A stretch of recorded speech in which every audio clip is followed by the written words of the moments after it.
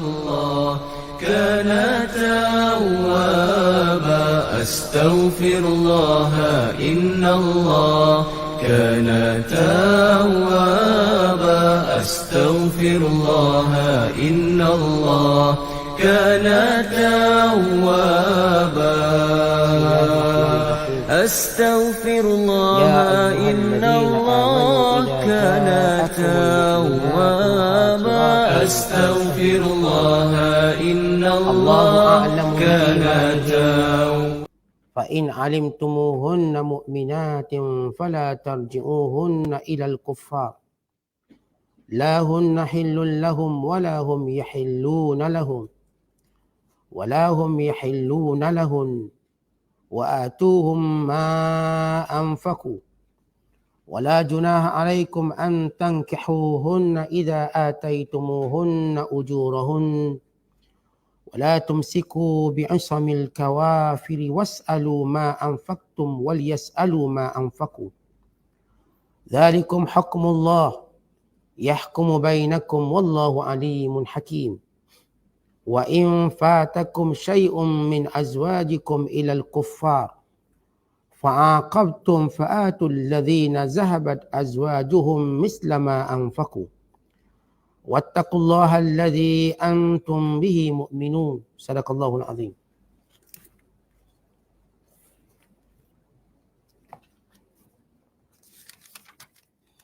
Wahai orang-orang yang beriman, apabila orang-orang perempuan yang mengaku beriman datang berhijrah kepada kamu, maka ujilah iman mereka. Allah lebih mengetahui akan iman mereka. Dengan demikian, sekiranya kamu mengetahui bahawa mereka beriman, maka janganlah kamu mengembalikan mereka kepada orang-orang yang kafir. Mereka tidak halal bagi orang-orang kafir itu sebagai isteri. Dan orang-orang kafir itu pula tidak halal bagi mereka sebagai suami.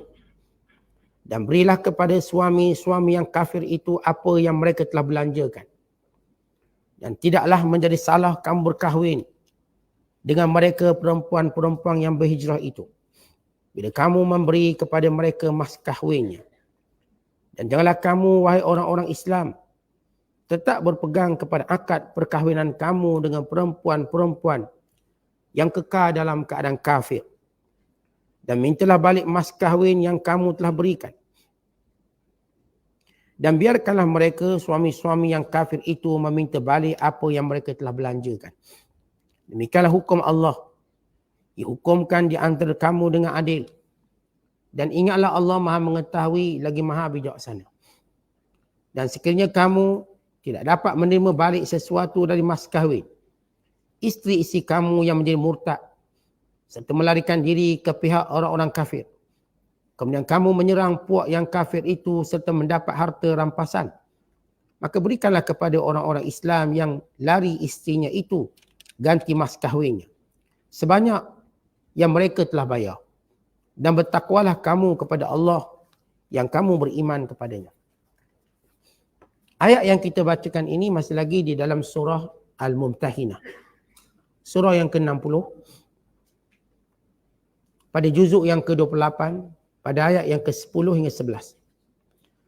Ayat-ayat yang kita bacakan ini menceritakan hukum wanita-wanita yang Islam, yang datang daripada perkahwinan dengan bukan Islam, daripada negara yang bukan Islam.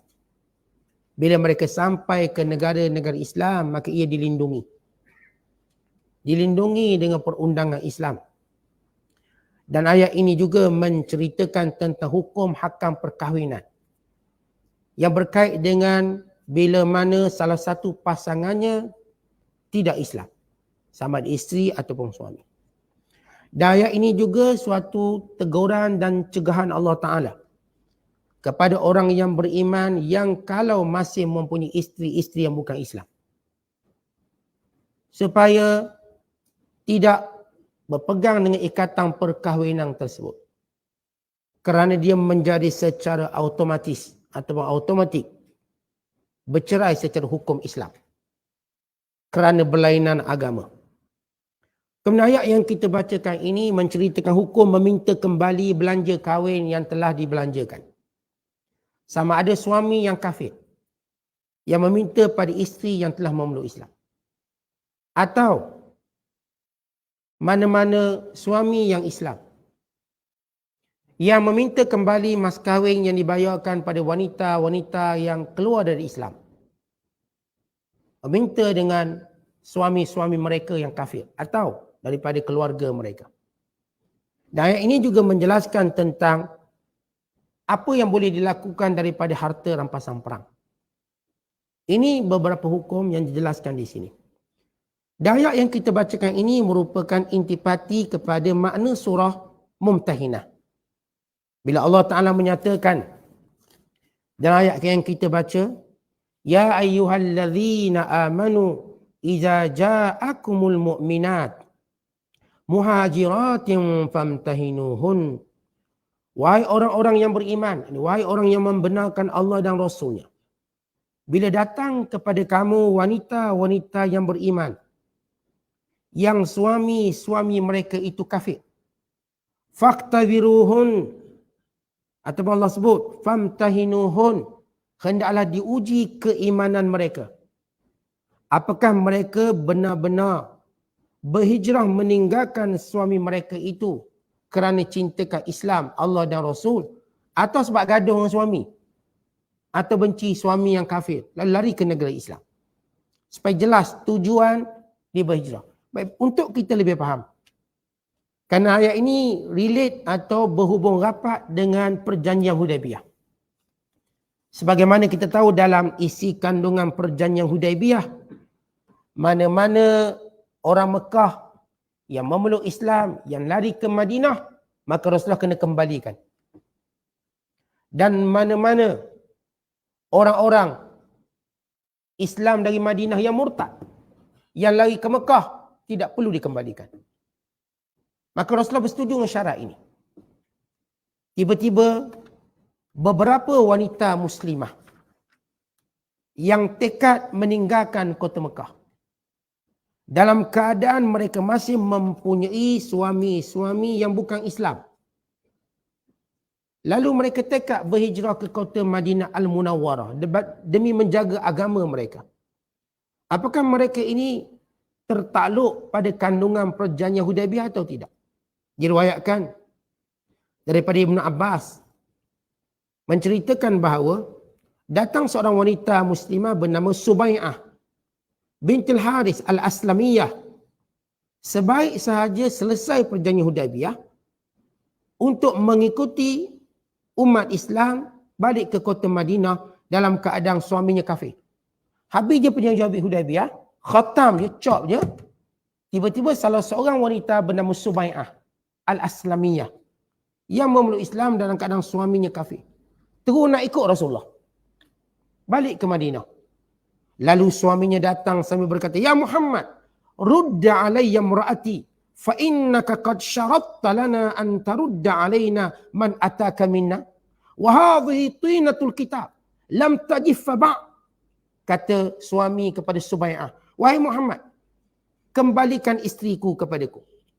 Bukankah engkau telah mensyaratkan bagi kami mana-mana wanita yang lari kepada kamu, kamu kena kembalikan pada kami? Ini surat yang belum kering dakwatnya. Jadi perjanjian baru selesai. Maka Rasulullah sallallahu alaihi wasallam berada dalam keadaan persimpangan. Sebab mengikut asas perjanjiannya begitu. Sehingga turun ayat menyatakan kalau ia wanita tak termasuk dalam perjanjian. Sebab kaedah perjanjian melibatkan lelaki tidak perempuan. Mana-mana yang lari kerana kebiasaan, perempuan tak lari. Maka dia mengambil hukum kebiasaan. Maka Subai'ah Al-Aslamiyah yang memeluk Islam sebaik saja selesai perjanjian Hudaibiyah. Maka turun ayat ini supaya Rasulullah melindungi wanita ini tapi dengan syarat. Famtahinuhun, diuji wanita ini. Maksud diuji wanita ini kata para ulama untuk mengetahui apakah dia berhijrah ini benar-benar kerana Islam ataupun kerana sebab lain.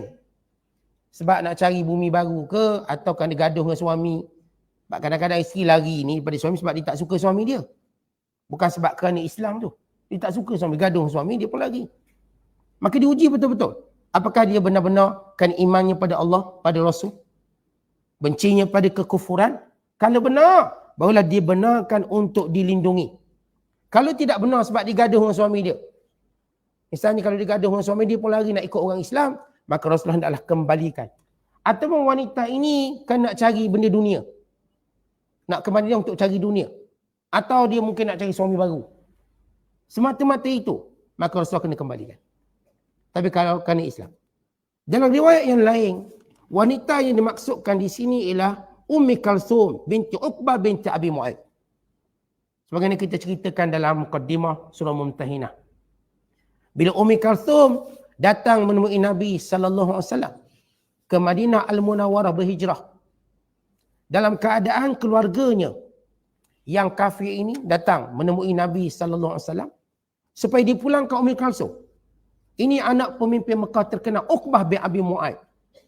Uqbah ni musuh Islam kuat yang terbunuh dalam peperangan Badar. Lalu keluarganya panggil balik.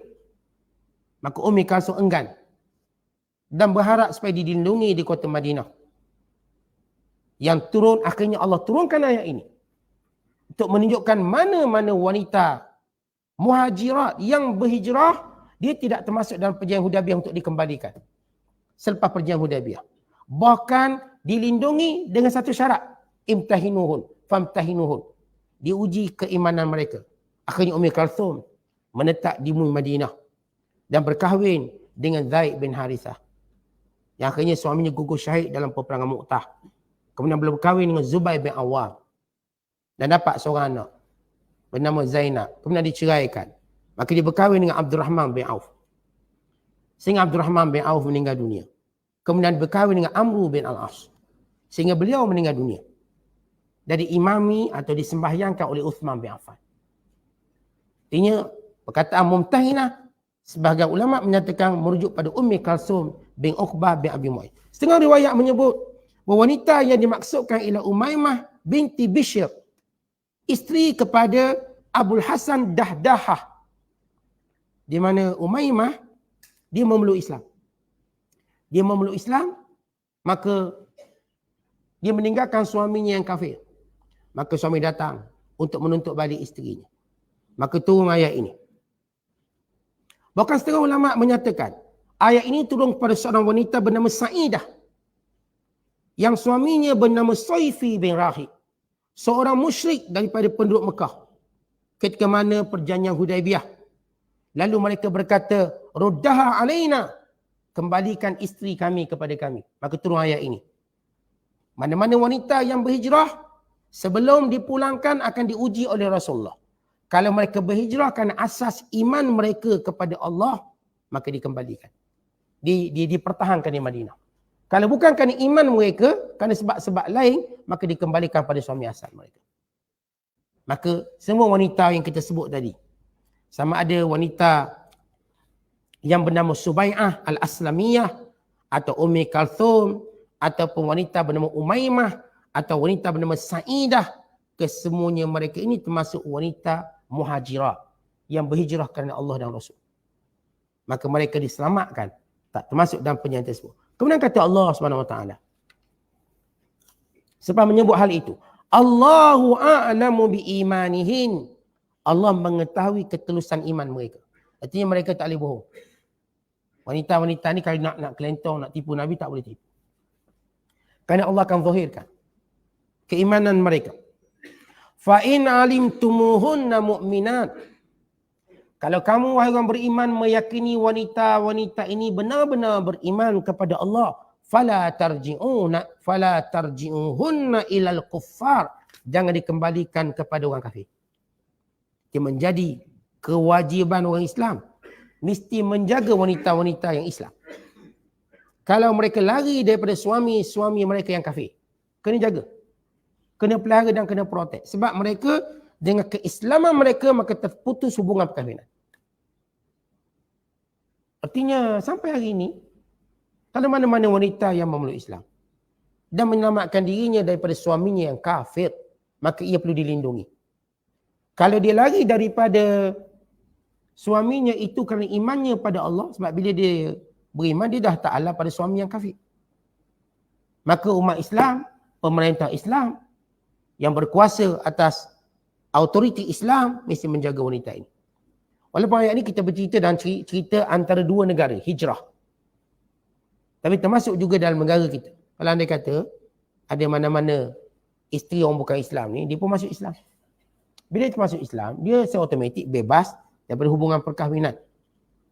Namun kena uji. Apakah dia masuk Islam sebab dia benci ke suami dia? Kalau benci suami, maka tak boleh dilindungi. Dia masuk Islam kerana kebenaran. Kerana dia meyakini. Maka ini perlu diprotek. Pejabat agama kena protek. Badan-badan autoriti kena protek. Ini ikut hukum Islam. Dijaga. Dan kita di Malaysia memang dijaga begitu. Kalau dia kahwin, okey, jaga. Dia dah berada dalam jagaan undang-undang syariah Islam. Mana-mana orang bukan Islam, dia masuk Islam, dia dalam jagaan. Cuma kita tak boleh lagi dalam bab kanak-kanak. Yang menjadi pertikaian tak selesai sampai hari. Kalau bab suami isteri, okey, selesai. Bila salah seorang masuk Islam, maka dilindungi oleh undang-undang syariat. Tapi kalau anak dipanggil Islam bagi sebelah pihak, jadi kalau diislamkan oleh salah satu pihak, maka ini dia boleh argumentasi oleh pasangannya. Sebagai beberapa kes yang berlaku hari ini. Walaupun dalam kaedah Islam, dia tak boleh diargumentasi. Kerana anak akan mengikuti agama terbaik. Dia bukan asal ikut bapa atau ikut agama terbaik. Negara Islam, dia akan ikut Islam. Maka dia putuskan ikut Islam. Dalam kes Perlis melawan kes yang kita tahu yang diviralkan. Akhirnya hakim mengatakan tidak sah keislaman tersebut. Tapi masih dicelah. Maksudnya diulang bicara. Untuk mendapat hak. Bahawa Islam bagi sebelah pihak itu dibenarkan. Dan kalau ikut kaedah apa yang ditinggalkan oleh almarhum Ahmad Ibrahim, mana-mana yang diputuskan oleh mahkamah syariah tidak boleh dicabut oleh mahkamah sivil. Tapi hari ini poin tadi telah dicairkan kembali. Yang boleh dicabut balik. Kalau ikut dulu, mana-mana benda yang diputuskan oleh mahkamah syariah tidak boleh dicabut oleh mahkamah sivil. Tak boleh, tak ada kuasa. Tapi hari ini mereka boleh buat balik. Dan beberapa kes telah pun mendapat, kita katakan, sokongan di sisi mahkamah sivil bagi melawan mahkamah syariah.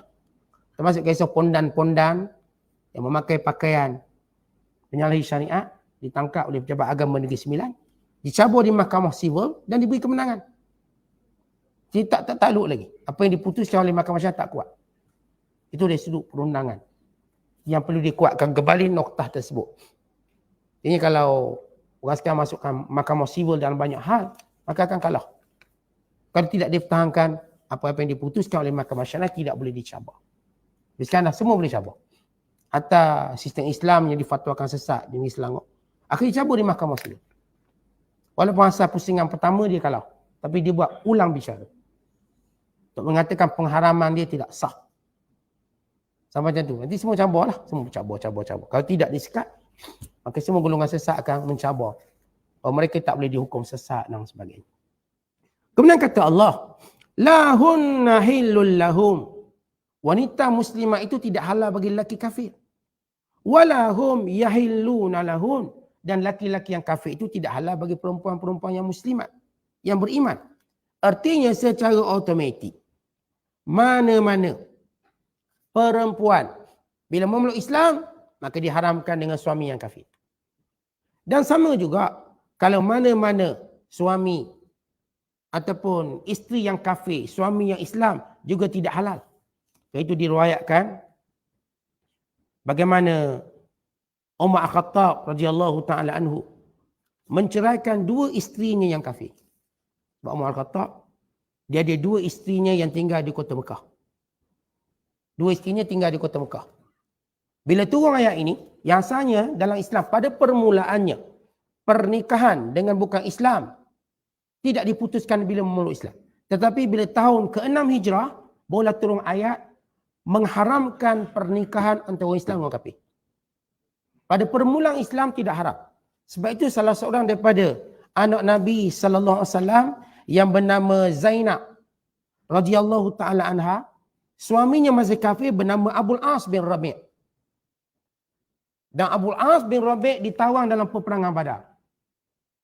Bila ditawan, Nabi sallallahu alaihi wasallam berkata, selepas dalam mesyuarat, bagaimana hala tuju tawanan perang? Maka mana-mana tawanan perang yang mempunyai kemampuan Dia hendak menebus dirinya.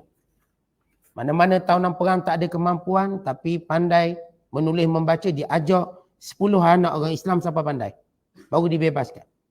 Yang tak ada kemahiran, tak ada harta, berjanji tidak akan lagi memerangi umat Islam. Ini 3 syarat bagi mana-mana tawanan. Maka bila Zainab ketika itu tidak berhijrah, dia ada di kota Mekah. Dan dia Islam, anak Rasulullah. Al-As ketika itu masih lagi kafir. Dan dia berperang bersama dengan orang kafir. Itu Abul As bin Rabi' ni. Berperang sama orang kafir. Ditawan dalam perang Badar. Akhir bila dia dengar ditebus, maka dia menghantar kalungnya. Kalung hadiah perkahwinan ibunya Khadijah waktu dia berkahwin dengan Abul As bin Rabi'. Dia tak ada benda, dia cuma ada kalung. Dia pun hantar kalung ini melalui wakilnya pergi ke Madinah. Dan bila Rasulullah melihat kalung pemberian ibunya dan isterinya Khadijah, maka Rasulullah menangis. Tengok kalung yang diberikan hadiah perkahwinan waktu Zainab berkahwin dengan Abul As. Maka Rasulullah menangis sebab teringat isterinya Khadijah. Kemudian Nabi SAW menanyakan kepada yang menawannya untuk membebaskannya. Tanpa mengambil kalungnya. Kerana kedudukan Khadijah dan kedudukan Zainab. Maka dibebaskan. Tapi dengan syarat. Abul As bin Rabi' dibebaskan dan kalung tu dikembalikan. Kalung tu dikembalikan kepada Zainab. Ini hadiah kerana Khadijah dulu. Mak dia dulu beri hadiah. Isteri Nabi SAW yang amat disayangi. Dengan syarat. Syaratnya ialah dia mesti hantar Zainab ke Madinah. Tapi mereka tak bercerai. Sebab Abul As ni dia baik. Tapi oleh kerana kafir, dia kena ikut sekali lah perang. Dia kena ikut sekali. Akhirnya, dia menepati janjinya. Bila dibebaskan dalam perang Badar, dia menghantar isterinya, Zainab binti Muhammad sallallahu alaihi wasallam ke Madinah Al-Munawwarah. Maka Zainab menunggunya. Sehinggalah Abul As akhirnya memeluk Islam. Selepas tamat peperangan Badar, setengah menyatakan selama 2 tahun, setengah menyatakan waktu itu masih dalam iddahnya, maka Rasulullah mengembalikan perkahwinannya tanpa akad nikah. Maksudnya, Abul As bin Rabi' dia memeluk Islam, selepas tamat peperangan Badar, maka dia kembali pada isterinya Zainab. Tanpa akad nikah baru, tanpa mas kahwin baru. Tidak memutuskan hubungan. Pada permulaan Islam memang begitu. Hatta Umar Al-Khattab masih mempunyai isteri-isteri yang bukan Islam di kota Mekah, yang tidak berhijrah. Tetapi bila mana turunnya ayat ini, maka Umar Al-Khattab menceraikan kedua-dua isteri di kota Mekah. Yang seorangnya akhirnya berkahwin dengan Muawiyah bin Abi Sufyan, yang seorang lagi berkahwin dengan Safwan bin Umayyah. Yang kedua-duanya akhirnya memeluk Islam. Jadi Umar Al-Khattab dia ada 2 isteri di kota Mekah. Yang Madinah lah. Yang Mekah ada 2 orang. Tapi kafir. Masa itu belum diputuskan. Selepas turun ayat ini, kita akan baca ayat mengharamkan. Bila Allah kata dalam ayat yang kita bacakan, lahunna hillul lahum wa lahum yahilluna lahun. Tidak halal bagi wanita muslimat kepada lelaki kafir, tidak halal bagi lelaki yang kafir untuk perempuan yang muslimat. Bahkan Allah turunkan ayat yang lain, wala tumsiku bi'asamil kawafir. Maka jangan kau pegang mana-mana akad perkahwinan yang kafir dulu. Tak boleh pegang. Maka Umar Khattab menceraikan kedua isterinya. Yang saya katakan salah seorangnya dikahwini oleh Muawiyah dan seorang lagi dikahwini oleh Safwan bin Umayyah. Maka ini cerita permulaan Islam. Bila turun ayat pengharaman perkahwinan dengan mana-mana musyrikin, tetapi kekal halal berkahwin dengan ahli kitab. Adapun perkahwinan dengan ahli kitab walau berlainan agama dihalalkan. Khas bagi lelaki secara ijma' ulama. Adapun perempuan tak boleh. Dia dah sebut dalam penafsiran suratul Maidah. Kalau lelaki Islam berkahwin dengan perempuan ahli kitab Yahudi atau Nasrani dan dia ada syarat ahli kitab, maka perkahwinan ini tidak bubar, dia sah, dibenarkan. Tapi mana-mana perkahwinan lain daripada itu, maka bila salah seorangnya memeluk Islam, maka terbatas secara otomatik perkahwinan. Baik, sejauh mana akad perkahwinan itu masih kekal? Selagi mana dalam iddah. Bila dalam iddah dia memeluk Islam salah seorangnya, maka dia kembali dalam perkahwinan tanpa akad nikah baru dan mas kahwin baru. Tapi kalau selepas tamat iddah, maka perlu kahwin baru dan akad baru serta mas kahwin baru. Maka ini secara hukum. Kemudian kata Allah, wa atuhum ma anfaqu, dan berikan kepada suami-suami kafir mereka apa yang telah mereka belanjakan dalam perkahwinan. Artinya, kalaupun Allah memerintahkan Rasulullah SAW tidak mengembalikan wanita-wanita muslimah yang berhijrah kepada suami mereka yang kafir, tapi Rasulullah diperintahkan bayar balik mas kahwin. Suami kafir dia yang dah belanja mas kahwin dan beberapa perbelanjaan yang asas perkahwinan dikembalikan. Maka Rasulullah mengembalikannya atas nama kepimpinan negara dan Baitul Mal. Hantar balik. Dan ini perintah Allah. Wala junaha alaikum an tankihuhun.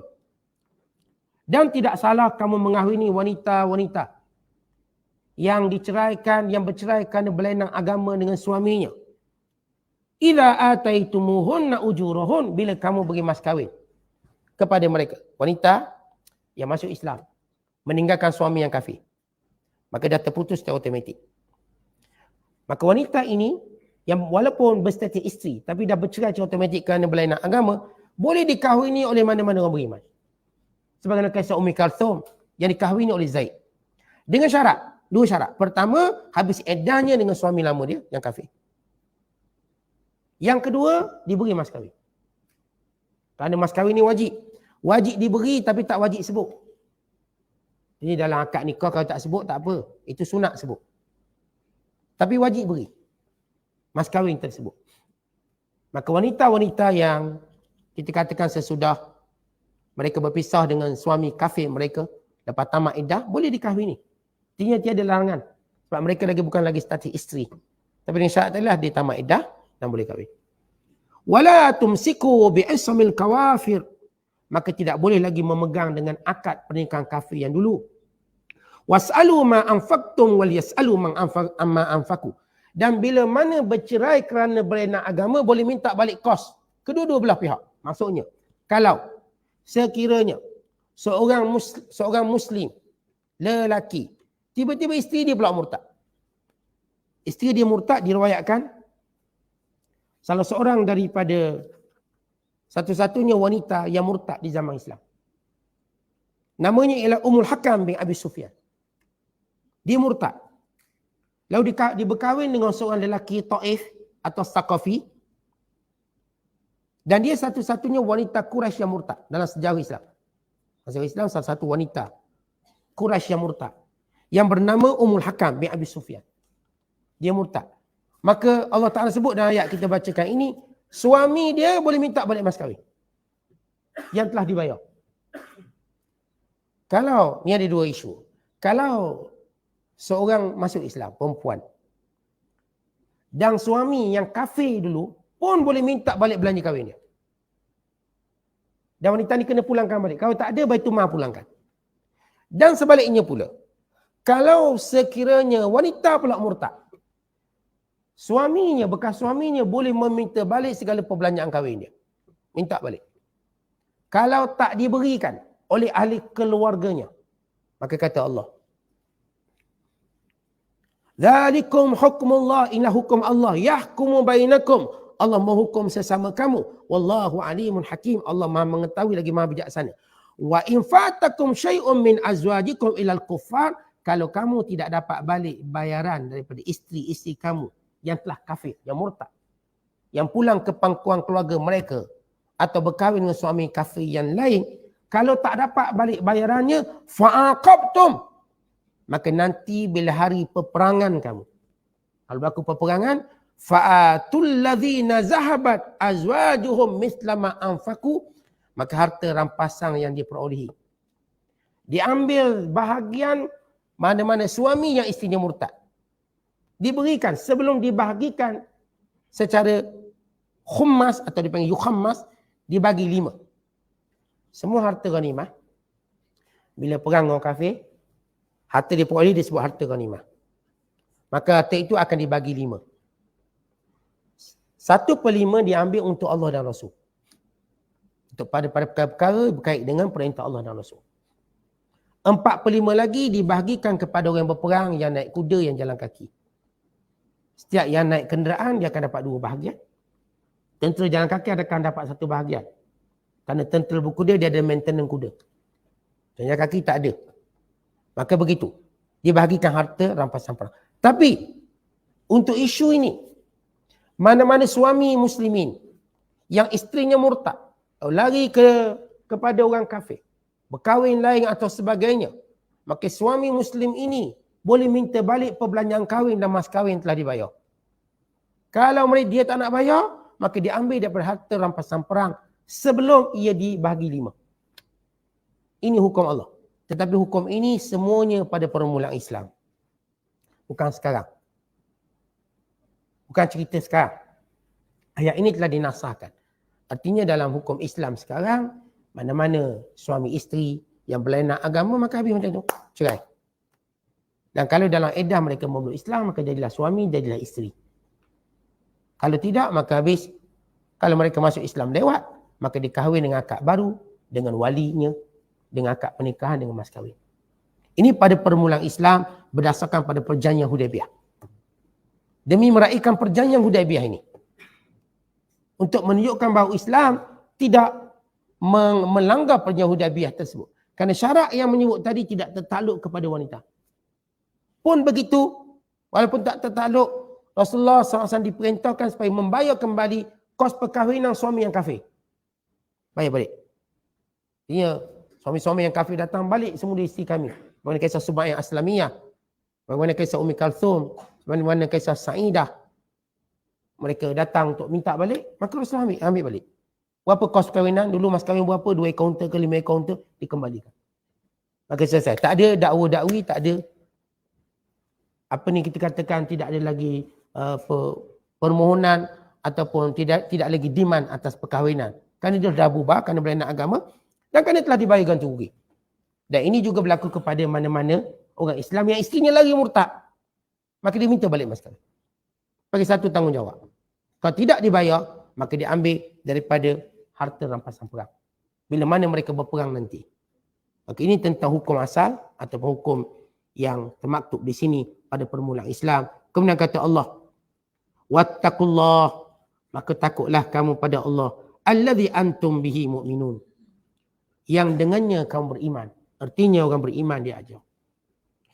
Dalam ketegangan peperangan, dalam ketegangan emosi, dalam ketegangan permusuhan, mesti kekal mengikuti syariat dan perintah Allah.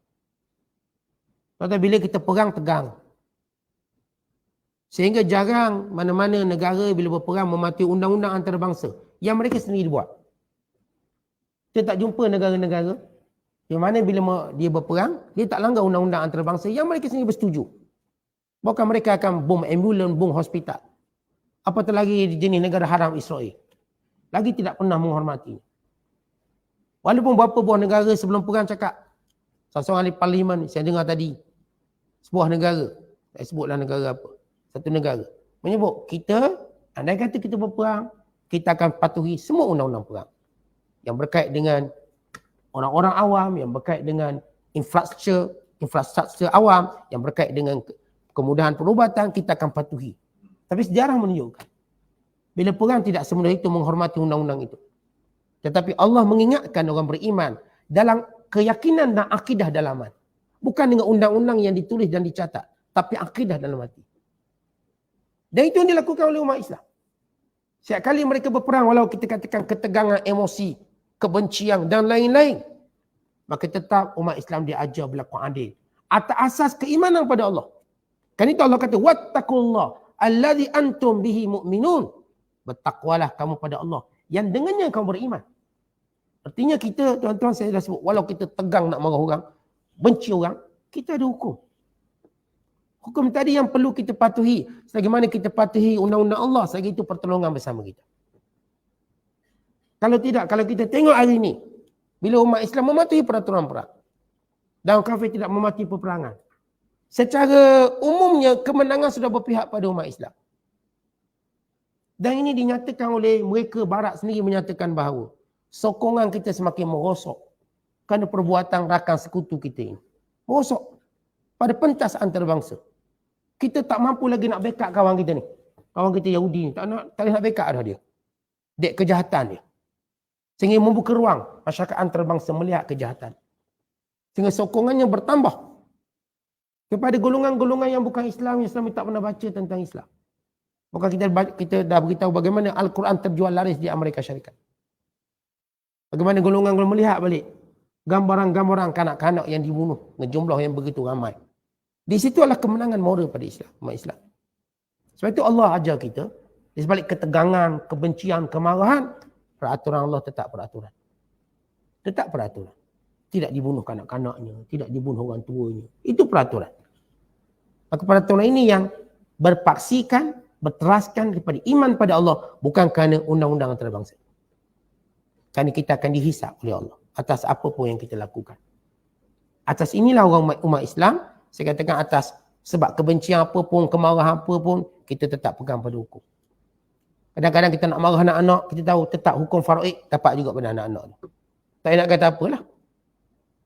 Kalau nak marah ni anak ni masa ayah sakit tak jaga. Pai mati tunjuk muka nak harta. Ni ikut kita ni marahlah mak ni. Mau nak baling lesung batu. Tapi hukum Allah kata dia berhak juga dapat pesaka. Maka diberikan pesaka. Tak nak kata apalah. Walaupun masa ayah sakit tak pernah jaga, tak pernah jenguk, tak pernah tengok. Bila ayah mati orang tanya harta ayah banyak mana? Dia tetap berhak dapat. Sebab itu harta pusaka. Harta pusaka bukan dinilai sebab jaga ayah. Berapa kali tengok ayah? Kerana dia anak. Walaupun dia anak baru tunjuk muka. Waktu pembahagian pusaka. Itu hukum Allah. Kita tak boleh nak corner-corner lain. Amu ni tak pernah tengok ayah, tak payah dapat. Neraka lah kita. Dia neraka sebab lain, kita neraka sebab lain. Jadi kita kena patuh juga undang-undang tersebut. Begitu Islam menetapkan setiap undang-undang, hatta dalam perang. Atas kebencian kita dan sebagainya, tetap dijaga semua perkara yang berkaitan dengan hukum hakam. Perkahwinannya, yang berkaitan kebenciannya, berkaitan dengan emosinya. Wallahu a'lam. Assalamualaikum warahmatullahi wabarakatuh.